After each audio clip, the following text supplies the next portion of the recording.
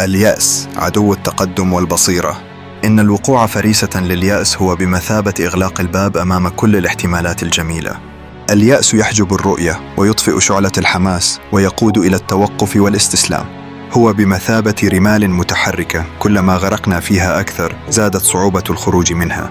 أن تفقد الأمل يعني أن تتخلى عن قدرتك على التغيير وعلى إحداث فارق في حياتك. يعني أن تقف مكتوف الأيدي تنتظر المصير دون مقاومة أو سعي. علينا أن نتذكر أن اليأس ليس نهاية المطاف، بل هو شعور عابر يمكن التغلب عليه. هو لحظة ضعف إنسانية لا ينبغي أن نسمح لها بأن تسيطر على مسار حياتنا بأكملها. إن مقاومة اليأس تبدأ من تغيير طريقة التفكير، ومن التركيز على الإيجابيات مهما كانت صغيرة، ومن الإيمان بأن كل يوم جديد يحمل في طياته فرصا جديدة للنمو والتحسن. قوة الإيمان والتوكل على الله. في عالم تتلاطم فيه أمواج الشك والقلق، يظل الإيمان بالله تعالى هو المرساة التي تثبت السفينة. إن الاعتقاد الراسخ بأن هناك قوة عليا تدبر الأمور، وأن لكل شيء حكمة وهدفا يمنح الروح طمأنينة لا مثيل لها. عندما نتوكل على الله فإننا نسلم أمرنا إليه، ونؤمن بأن قدره هو الأفضل لنا حتى وإن بدت الظروف عكس ذلك. هذا التوكل ليس استسلاما، بل هو قوة دافعة للعمل والسعي، مع اليقين بأن العاقبة خير. إن الإيمان بأن الأيام الجميلة ستأتي لاحقا هو جزء لا يتجزأ من هذا التوكل. هو الثقة بأن الله لا يضيع أجر المحسنين ولا يخذل من يرجوه. هو القدرة على رؤية النور في نهاية النفق حتى عندما تكون الظلمة حالكة.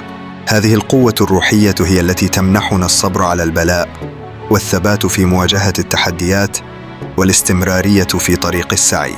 العمل المستمر والتفاؤل الواعي. مجرد الأمل والتمني لا يكفيان لجلب الأيام الجميلة. يجب أن يقترن الأمل بالعمل الدؤوب والسعي المستمر، فالنجاح لا يأتي إلا بالجهد والمثابرة.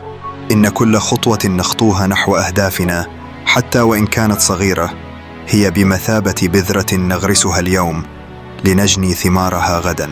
لا يجب أن نستسلم لليأس لمجرد أن النتائج لم تظهر فورا، فكل بناء عظيم يبدأ بحجر واحد. التفاؤل الواعي يعني أن ننظر إلى المستقبل بعين متفائلة مع إدراك الواقع وتحدياته. هو ليس إنكارا للمصاعب، بل هو إيمان بالقدرة على تجاوزها. أن تكون متفائلا يعني أن تؤمن بقدرتك على إحداث التغيير وعلى تحويل العقبات إلى فرص. إنه يعني أن تحتفظ بالابتسامة على وجهك وبالأمل في قلبك حتى عندما لا تكون الظروف مثالية. قد نربط الأيام الجميلة بمعايير معينة: النجاح المهني، الثراء المادي، العلاقات المثالية. ولكن ربما تكون الأيام الجميلة كامنة في تفاصيل صغيرة لا نلتفت إليها. ابتسامة طفل، كلمة طيبة، لحظة هدوء، شروق شمس جديد. إعادة تعريف الجمال والسعادة يمنحنا منظوراً أوسع للحياة، ويجعلنا ندرك أن الجمال موجود في كل مكان، وأن السعادة ليست هدفاً بعيد المنال، بل هي رحلة نعيشها في كل لحظة. إن الأمل في قدوم الأيام الجميلة ليس مجرد رغبة عابرة، بل هو فلسفة حياة وطريقة تفكير. هو الإيمان بأن كل نهاية هي بداية جديدة، وأن كل خريف يتبعه ربيع. هو القدرة على رؤية النور حتى في أحلك الظلمات، وعلى سماع الموسيقى حتى في أشد الصمت. في الختام تذكر دائما: الأيام الجميلة قد تتأخر، لكنها لن تنقطع من حياتك.